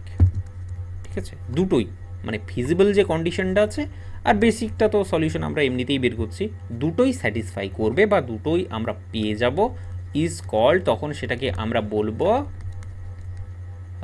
Basic feasible solution of the LPP বলতে পারো, বেসিক ফিজিবল সলিউশন। বা এটাকে কি বলা হয় জানো তো, বিএফএস, বিটিএস না, বিএফএস। ঠিক আছে, ওকে। তাহলে মোটামুটি থিওরিটাকে মোটামুটি করে বলতে পারলাম এতক্ষণ অবধি, অনেক কষ্ট করে। আশা করছি তোমার কাছে ঝাঁ চকচকে বিষয়টা। যদি বুঝতে না পারো তাহলে তো আমাকে বলতে হবে। হোয়াটসঅ্যাপ খোলা আছে তোমার জন্যে, একেবারে দুয়ারে হোয়াটসঅ্যাপ খুলে রেখেছি আমি, এই তো দুয়ারে অঙ্কের টিচার, অঙ্কের শিক্ষক, সরি। এনিওয়ে, তাহলে এই রিলেটেড কিছু অঙ্ক আমরা করতে চাই, আমি করতে চাই, সরি,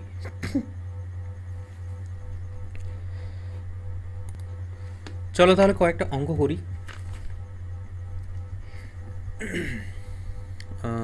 শুরু করবো এখানে না পরবর্তী পেজে? পরের পেজে শুরু করি। অঙ্কটা তো লিখতে হবে না।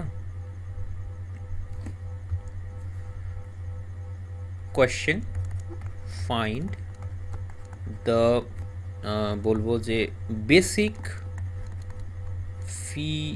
feasible solution for the system of equations, for the system of equation, কি কি ইকুয়েশন বলছে, 2x1 plus x2 plus 4x3 সমান সমান 11, 3x1, ঠিক আছে, প্লাস x2 প্লাস 5x3 সমান সমান হচ্ছে তোমার কাছে 14। এইবার বিষয়টা হলো যে এটার লিখার প্রসেসটা আমি কিন্তু একটুখানি চেঞ্জ করব, বিকজ অফ ওই যে আগের মতো যদি লিখি তাহলে ব্যাপারটা একটুখানি অনেকটাই লেন্দি হয়, ঠিক আছে। তো লিখার প্রসেসটা একটু চেঞ্জ করব। এখন যে লেখাটা লিখবো সেই প্রসেসেই কিন্তু তোমাকে অঙ্কটাকে করতে হবে। তো আজকে দুটো অঙ্ক করে দেবো, আর বাকি অঙ্কগুলো তোমাকে হোম টাস্ক দেবো, অ্যাসাইনমেন্টও থাকবে তোমার জন্য দুখানা অঙ্ক, ঠিক আছে। তো উই ক্যান রাইট বলে বলবে, we can write the system of equations as বলে বলবে, অ্যাজ, এটাকে আমরা লিখতে পারি তোমার হচ্ছে এক্স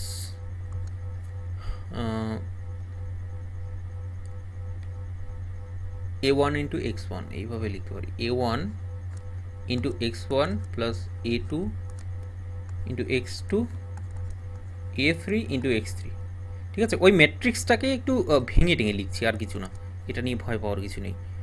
ব্যাপারটা হলো ওই ম্যাট্রিক্সটা ax ইকুয়ালস টু বি, যে ম্যাট্রিক্সটা আগের বারে লিখলাম সেটাকে একটু ভেঙে লিখলাম। কেমন ভেঙে? তুমি এবার বলবে যে হোয়ার বলে what about the a1, what about the a1, what about the a1? A1 is nothing but the 2 3 matrix, this is matrix actually. What about the a2? This is 1 এবং 1, কোথা থেকে পেলাম?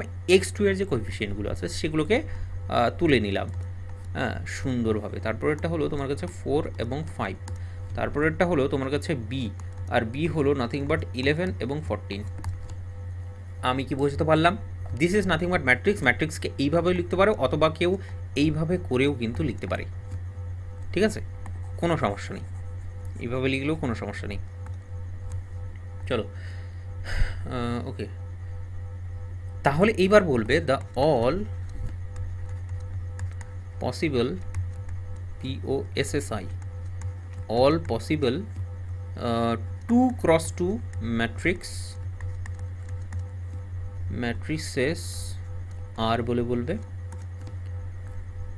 B1 বলে, তো B1 বলে, তো B1 বলে, তো ধরো প্রথমে এই দুটোকে নিচ্ছি, এইটাকে নিচ্ছি আর এইটাকে, সরি এইটাকে নিচ্ছি, প্রথম দুটো। তাহলে সেই প্রথম দুটো ম্যাট্রিক্স তোমার কাছে দেখতে হবে। তুমি এইটাকে লিখতে পারো, কেমন করে লিখবো বলো তো? চলো ম্যাট্রিক্সটাকে লিখি, ফালতু এদিক সেদিক লিখে লাভ নেই। 2 3 এবং 1 1, এইভাবে ম্যাট্রিক্সটাকে লিখলাম। B2 বলে যে ম্যাট্রিক্সটা আছে সেটাকে আমরা লিখলাম A1 এবং A3 লিখতে পারি, 2 3 4 5, ও সরি এইটা ম্যাট্রিক্স, তাই তো। B3 সমান সমান তুমি দেখতে পাচ্ছ যে পড়ে থাকলো কি, তাহলে প্রথমে এটা নিয়েছি, তাহলে এটা এবং এটা পড়ে থাকলো 1 1 4 5, ঠিক আছে। তো ইন্টারনাল প্রসেসগুলো ওই আগের যে তোমার অঙ্কটাকে করলাম সেটা হচ্ছে, কিন্তু এটার প্রসেসটাকে, এটা লিখার টেকনিকটাকে একটু আলাদা করে নিলাম, ঠিক আছে। নাও বলে বলবে, নাও B1 এর তোমার হচ্ছে ডিটারমিনেন্ট ভ্যালু, b1 এর ডিটারমিনেন্ট ভ্যালু যদি দেখো তাহলে সেটা হচ্ছে 2 - 3, তার মানে হচ্ছে -1 which is not equal to 0। তাহলে বেসিক সলিউশন পাওয়া যাবে। এখান থেকে বলতে পারছি b2 এর ডিটারমিনেন্ট ভ্যালু তুমি বলবে 10 - 12, তার মানে এখানেও -2, তো this is not equal to 0। আমাকে শুধু এটাই দেখতে হবে এটা 0 নয়। b3 এর ডিটারমিনেন্ট ভ্যালু যদি বলো তাহলে 5 - 4, that means 1 which is not equal to 0। তাহলে ওভারঅল এখান থেকে দেখতে পাচ্ছি 3খানা বেসিক সলিউশন আমরা কিন্তু পেতে চলেছি, একটা এটার জন্য b1 এর জন্য, একটা b2 এর জন্য এবং b3 এর জন্য। 3খানা বেসিক সলিউশন আমরা কিন্তু পেতে চলেছি। তো এখানে বলে দাও সেই জিনিসটা কি স্পষ্ট ভাষায়, যে since all matrices are non-singular, all matrices সমস্ত ম্যাট্রিক্স যতগুলো আছে যেহেতু সবগুলোই হলো নন সিঙ্গুলার মানে হলো not equal to 0, so there are exactly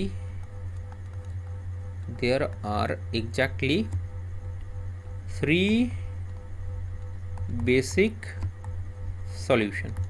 আমি বোঝাতে পারলাম সেখানে কতগুলো থাকতে পারে, দেয়ার আর 3 বেসিক সলিউশন, যেটা মুখে বললাম সেটাই এখানে লিখলাম, আর কিছু করিনি। ঠিক আছে, একদম সিমিলার প্রসেস অ্যাপ্লাই করবে। তাহলে সলিউশনগুলো কি লেট বলে নেবে, তাহলে ওই যে বিআই না কেন বলছি এক্স বি আই বলে বলছি, এটা যে ফর্মুলাটা যেটা আর কি, তো বিআই এর ইনভার্স ইন্টু বি, তাই তো আই সমান সমান কি, আই সমান সমান হচ্ছে 1, 2 এবং 3। তো এইভাবে নিয়ে নেওয়ার পরে এবার বলবো বি, এই যে সলিউশনটা B denoted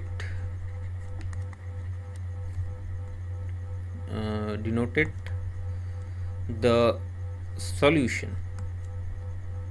of the basic variable associated to each bi, প্রত্যেকটা bi এর জন্য এটা হলো তার নাকি সলিউশন, দেন বলবে। তাহলে ডেফিনেটলি প্রথমে আমাদের কাজ হবে xb1 বের করা, xbi আছে তো bi এর জায়গায় 1 বসাবো।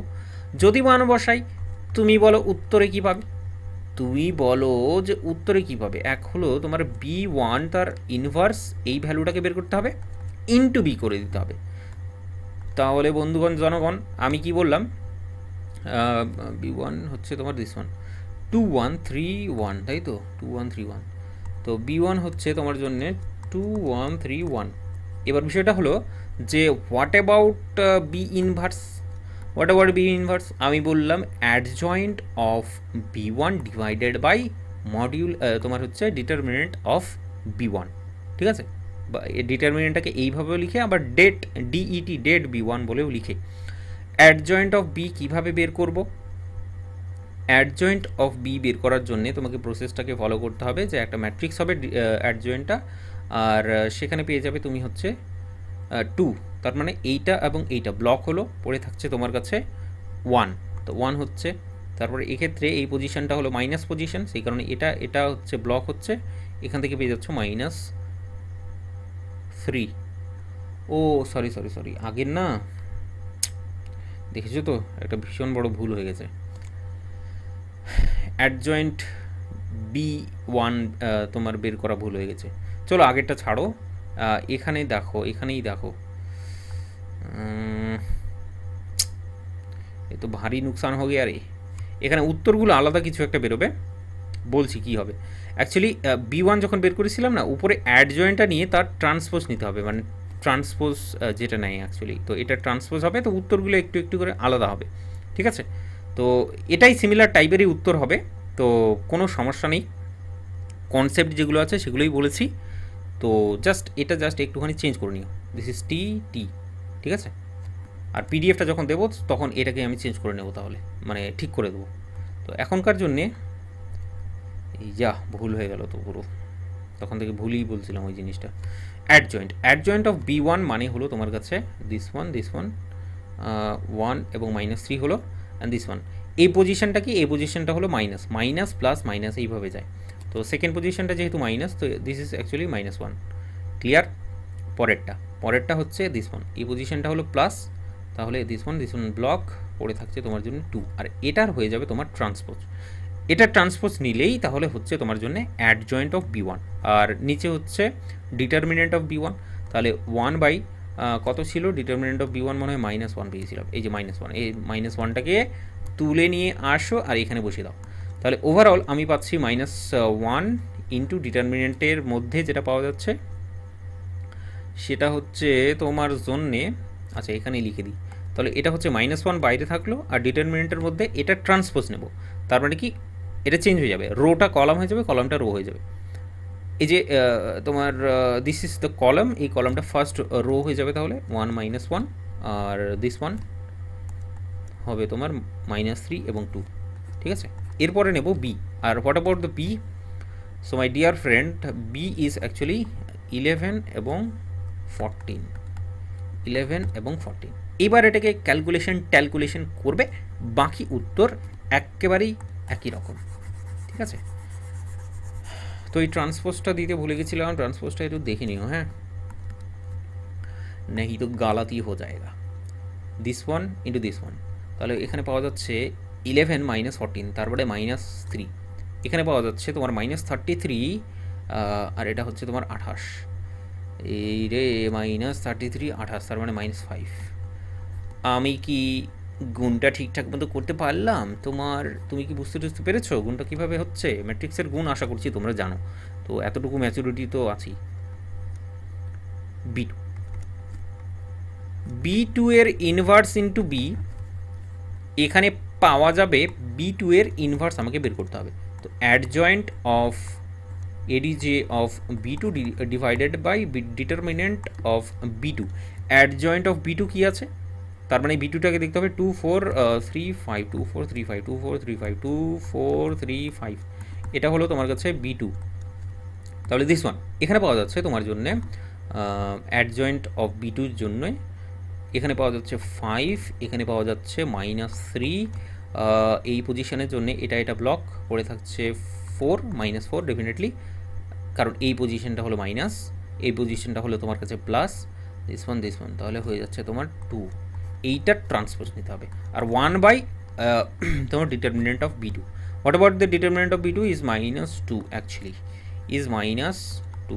তাহলে এইটাকে সাজিয়ে গুছিয়ে যদি লিখি তাহলে সেটা হচ্ছে দিস ওয়ান, আর এই ডিটারমিনেন্টটা তোমার হচ্ছে এই যে ম্যাট্রিক্সটা আছে, ম্যাট্রিক্সটাকে ট্রান্সপোজ নিয়ে নাও, তার মানে রোটাকে কলাম বানিয়ে নাও, যদি বানানো হয় তাহলে হচ্ছে তোমার জন্য 5 -4 এবং -3 2। ঠিক আছে, এইবার ক্যালকুলেশন করো, উত্তর তোমার সামনেই থাকবে। ক্যালকুলেশন, ও সরি, ইয়ে তো 11 এবং 14, এটাকেও তো নিতে হবে, গুণ করতে হবে। তো -1/2কে আমি বাইরে রাখছি, আমি এই দুটোকে গুণ করছি। 55 মাইনাস 56, তার মানে -1, 33, আর এটা হচ্ছে 28, এটাও সেই দিস ওয়ান। তো এটাকে যদি একটু সাজিয়ে গুছিয়ে নিই তাহলে 1/2টাকে ভেতরে ঢুকিয়ে নিই, তাহলে সেটা হচ্ছে 1/2 আর হচ্ছে 5/2। বুঝতে পারলাম? XB3 সমান বলছে B3 এর ইনভার্স ইন্টু বি, আর এখানে হচ্ছে তোমার জন্য তাহলে কি আসবে বলো, কি আসিবে 1/1, তার মানে 1, কোনো সমস্যা নেই, জাস্ট আমাকে দেখতে হবে হোয়াট অ্যাবাউট দ্য B3। তো B3 অ্যাকচুয়ালি তোমার জন্যে 1415, তাহলে adjoint of B3, ADJ of B3 হচ্ছে পাওয়া যাচ্ছে 5 -1, this is the -4 and this is the 1, actually এটা ট্রান্সপোজ নিতে হবে, 5 -4 -1 এবং 1। ঠিক আছে, আর এখানে থাকবে 11 এবং 14, এটাকে একটু সলিউশনটা করে নাও। 55 -56, দিস ইজ এগেইন -1, আর এটা হচ্ছে তোমার জন্যে -11 এবং 14, তার মানে 3। ঠিক আছে, সো দিস এত কষ্ট করার পরে আমরা কিন্তু আলটিমেট সলিউশনটাকে বের করতে পেরেছি। তাহলে এখান থেকে বলবে অল বেসিক সলিউশন আর বলে বলবে, দেখো ভালো করে এখন কিন্তু একটু নজর দিতে হবে। এক্স বি ওয়ান, তো বি ওয়ান ম্যাট্রিক্সের ক্ষেত্রে কোন মালটাকে তুমি জিরো করেছিলে, কোন ভ্যারিয়েবলটাকে তুমি জিরো করেছিলে বি ওয়ান ম্যাট্রিক্সের ক্ষেত্রে? বি ওয়ান ম্যাট্রিক্সের ক্ষেত্রে তুমি এটাকে নিয়েছো, তুমি এ টুটাকে নিয়েছো, হ্যাঁ এ ওয়ান এবং এ টুটাকে নিয়েছো, তাই তো? তো এ ওয়ান এবং এ টুটাকে যেহেতু নিয়েছো সেই কারণে তোমার এ থ্রিটাকে তাহলে জিরো এখানে কনসিডার করেছো, তাহলেই তো এখানে এ থ্রিটাকে জিরো করে দিয়ে তুমি এই ম্যাট্রিক্সটাকে নিয়েছো। তার মানে ওভারঅল ব্যাপারটা আমি যেটা বলতে চাইছি, আমাকে একটু বোঝার চেষ্টা করো, যে যেটা সলিউশন বেরোবে সেটা হচ্ছে তোমার জন্যে 3,5,0, ঠিক আছে? পরেরটা বি টু এর ক্ষেত্রে, বি টু এর ক্ষেত্রে কোন ভ্যালুটাকে কোন তোমার হচ্ছে ভেরিয়েবলটাকে তুমি জিরো করেছো? বি টু এর ক্ষেত্রে তুমি দেখো এখানে নিয়েছো হচ্ছে 2, 3 কোনটা এ ওয়ান, আর দিস ওয়ান এ থ্রি নিয়েছো। তার মানে এ টু যে ভেরিয়েবলটা, এক্স টু ভেরিয়েবলটা তুমি কিন্তু এখানে জিরো নিয়েছো। তার মানে যদি জিরো নাও তাহলে উত্তর বের করার সময় এ যা রে তু নেই যাতা হে 1/2,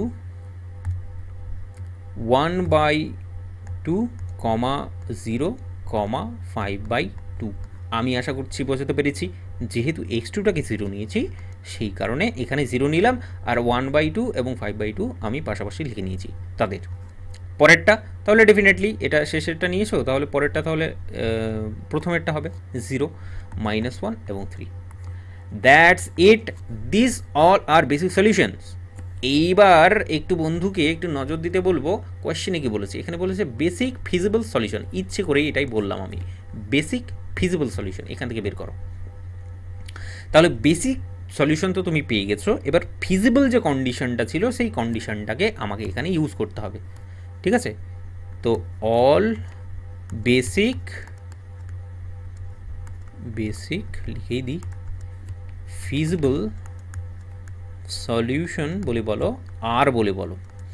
দেখো তো এক নজরে দেখবে আর উত্তরটাকে লিখবে। এখানে দেখো কোনো রকমের নেগেটিভ ভ্যালু আছে, তার মানে এটা হয়ে যাবে তোমার জন্য বেসিক ফিজিবল সলিউশন।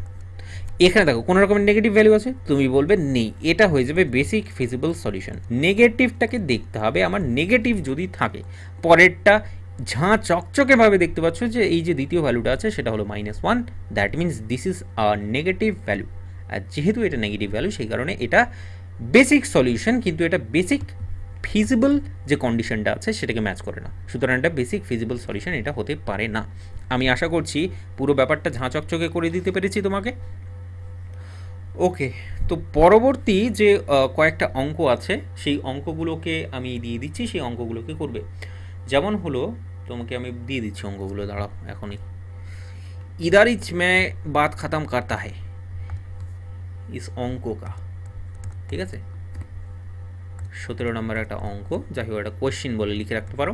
কোয়েশ্চিনে বলেছে যে find the basic feasible solution of the given system of equations, ঠিক আছে? সিস্টেম দিয়েছে তোমার সামনে x1 plus x2 plus x3 সমান সমান 8, 3x1 plus 2x2 plus 0 into x3 সমান সমান 18। ক্লিয়ার কনসেপ্ট, একেবারে আগেরটা কপি করবে আর এখানে এসে পেস্ট করবে, ব্যাস। কন্ট্রোল সি আর কন্ট্রোল ভি, দ্যাটস ইট। এখান থেকে বেসিক সলিউশন বের করবে, এখান থেকে বেসিক ফিজিবল সলিউশন বের করবে, একদম ঝাঁ চকচকেভাবে আমি যেন দেখতে পাই। এবার এটার উত্তরটাকেও লিখে দিচ্ছি, আনসারটাকেও লিখে দিচ্ছি, কি কি আসবে। বেসিক সলিউশন যেটা আসবে তোমার কাছে,